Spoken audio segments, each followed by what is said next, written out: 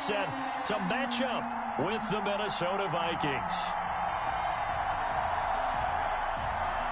Rodrigo Blankenship to kick off for Indiana. The first game's out of the way. Time to buckle down for the long season ahead, and we're off in week 2. Fields this way up at the 17. The lane opens here. He's past the 30. And they're going to start this drive in pretty good shape as they get it up past the 30. 33-yard line.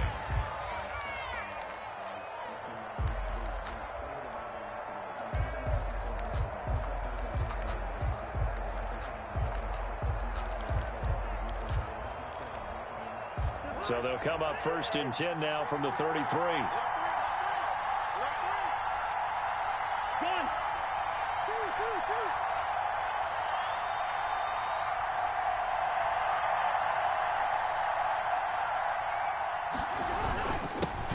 The first carry now for Dalvin Cook. And he gets this one to midfield before he's brought down. Successful start to the drive, 17 yards, and moves the sticks. And it's pretty evident when you watch how Minnesota plays, just how important Dalvin Cook is to their offense. 1,000-yard rusher a year before, the first one the Vikings had since Adrian Peterson was dominating their carries. And having Cook in the lineup for the bulk of the season, that made Minnesota exactly what their head coach Mike Zimmer wanted them to be. A much more physical team that complemented their defense. Now this one to his running back out of the backfield. And he's got this down to the 35. 15 more yards there, and quickly another first down. Nice little nifty play for him there. Yeah, that's the ability to read a defense and utilize players that don't often get picked up in coverage easily. And I'm talking about being able to use the backside of the backfield. Because I know that when I used to cover, hey, we got everybody oh, he just snuck out there, and they just got a nice first down there. What do we love to say? Get those backs into space, right? And they were able to do that there. Nice pickup on first down. And inside the 20 before he's brought down. 17 more yards on that one as they keep the drive rolling. Our game not even 2 minutes old, but a quick red zone opportunity. They've got a 1st and 10 at the 17. Into heavy traffic, and it's intercepted. Picked off at the 24. And he'll bring it all the way back, just a yard or two shy of midfield. I love plays like that. A defensive lineman holding the football. It's like a kid who stole a cookie from the cookie jar, and then he's just fleeing the scene of the crime. And all he's doing in his mind, reliving his days when he was young, probably played fullback on his high school team, always wanted to be the tailback carrying the ball, trying his best to lug that bad boy the distance. Pretty impressive pick there off the screen, and then a nice return. You know, nowadays, they do more ball drills with the big guys than ever before because they want to take possessions away from the offense. Give him 13 yards on the opening play of the drive and also give him a first down. And this one's going to go the wrong way. Losing yardage back at the 42. 2 yards the loss, 2nd and 12. An interesting and intriguing decision there defensively because they kept extra DBs on the field despite seeing the multiple tight end look that came out for the offense. I thought they were going to switch out of it. I didn't know if they felt they didn't have time or what the case was. Well, in any event, the extra speed allowed for great penetration as they stuffed that one behind the line of scrimmage. That's complete to the running back, Nyheim Hines. Oh, I came to my feet on that one. I thought he was getting close to breaking that one big, but in the end, give some credit to the defense, finding a way to get to him and forcing a 3rd down.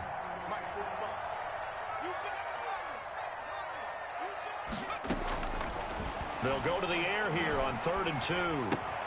And Pascal's got it. And he is going to have a Colts first down by a couple of yards as they're able to convert here on 3rd and 3. 3rd down turns to 1st with that 5-yard pickup.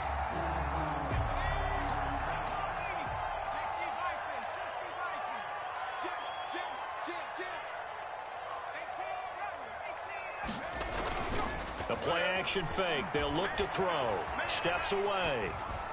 And he'll toss this one incomplete. Seeing no options, he throws it away. They've given up a few first downs on this drive, but getting the incompletion there, that should give them something to build on and maybe turn the tide.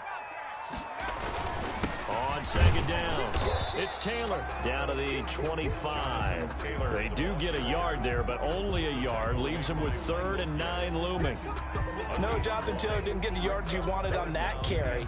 But I think this is central casting for him to be with the Colts. A big, strong, physical offensive line. that goes with his running style. Elite speed, elite power.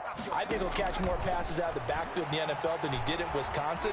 And yards after contact, that's his forte. The only thing he's got to improve on, taking care of the football. Put it on the ground way too often at Wisconsin. If he learns to hang on to it, he could be one of the surprises in the NFL. At the 15-yard line. Line of scrimmage, the 15. It's 1st and 10.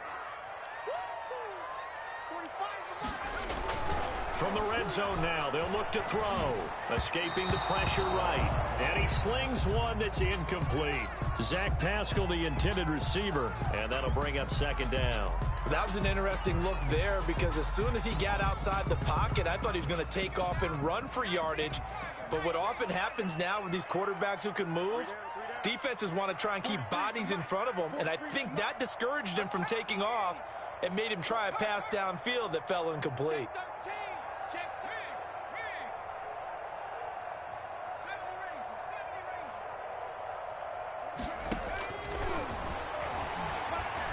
Flush to his right. And that is caught. Touchdown, Indianapolis. Naeem Hines, his 2nd touchdown on the season. And the Colts are going to take a first-quarter lead. Good start to the season for him. He had the touchdown last week in the opener and a 2nd one in week 2 now. How about the pace he's already established, right? Not sure he can keep it up for an entire season, but don't burst the bubble because he thinks that he can. Do guys go into a season with a goal for touchdown scored or yardage? What do you think? I think every single one of the guys who's going to touch the football, they all have those types of goals. They all have those types of thoughts. Then they just have to see how the season unfolds if they can stay with it. Unfolding so far so good for him.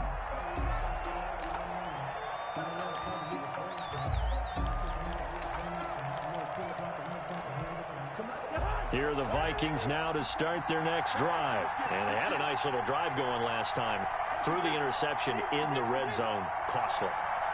Bad enough to throw it anywhere, but that drives coaches insane when they're thinking about, hey, we've got a shot at points already. We're already in a spot where you're thinking you got 3 on the board for sure, and to come away with nothing, that's a really tough one for them to swallow. Yeah, will they make up for it? Vikings.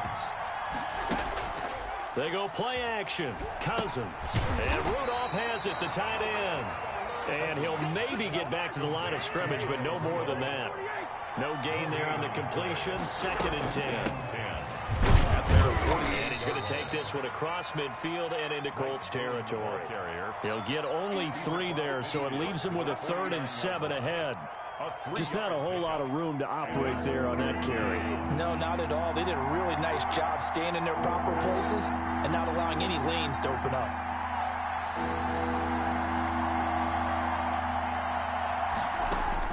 On 3rd down, Cousins. Open man as Thielen is complete. And he will have a Vikings first down as they're able to get the 3rd down conversion. A first down from Minnesota. Cousins finding Thielen.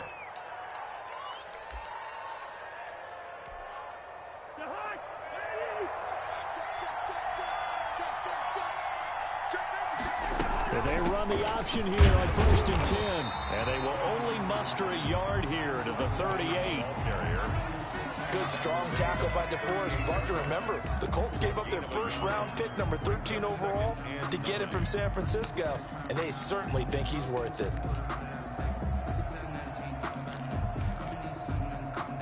Here's 2nd and 9, just a yard on that last run. Now Cousins. Into a double team, and it's intercepted. Picked off by Corey.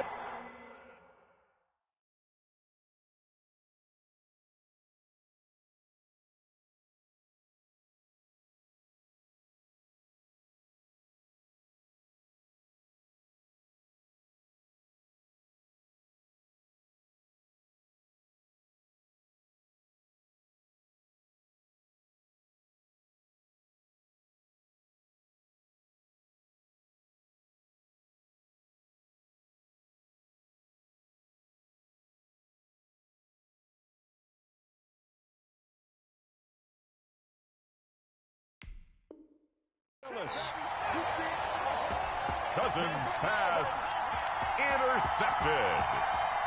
The Colts take over 1st and 10 at their own 29-yard line.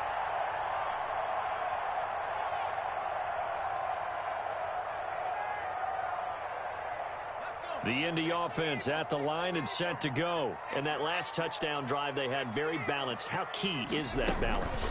It's huge because most of the time when we talk about balance is run, pass, almost 50-50. But most of the times when you talk to offensive coaches, they say balance is we do what we want when we want to. And that means that they're ahead of the defense, keeping them on their heels. Yeah, they imposed their will on that last drive. After one, 7-0 on EA Sports. Vikings nothing.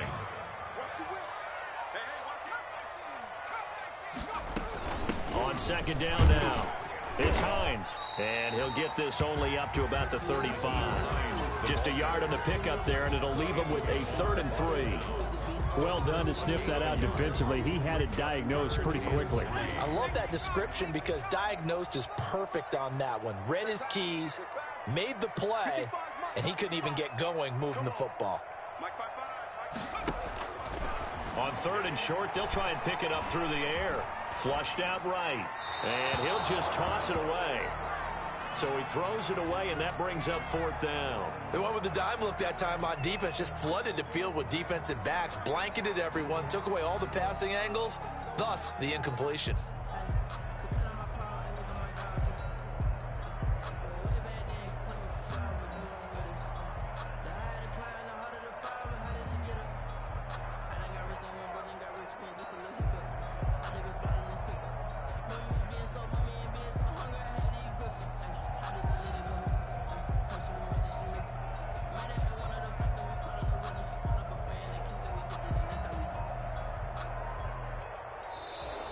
And maybe some indecision on getting the punt team out there, and they're going to get a delay. Out is Rigoberto Sanchez on 4th down to punt this thing.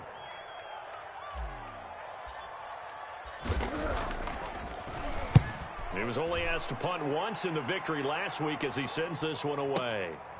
He's going to field this at the 4. And he'll go out of bounds after getting this across the 15. And that'll be a return of 12 following a very nice punt. And the Vikings will take over here 1st and 10.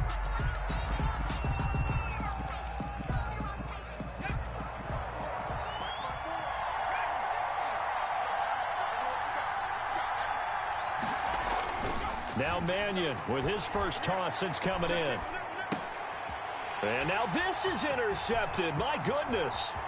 Picked off by Corey Willis. And he will bring it back. An interception return for a Colts TD. Coaches preach all the time about opportunities and taking advantage of them, and he did exactly that. I used to have a coach told us all the time, a lost opportunity is never regained. Well, no regrets here. He picked that one off and took it to the house. Rodrigo Blankenship to kick off for Indianapolis. So they throw the pick six. They'll get another shot at it now as this one's in the air. Takes this about 5 yards deep. And Abdullah will not try to bring it out. At their own 25-yard line.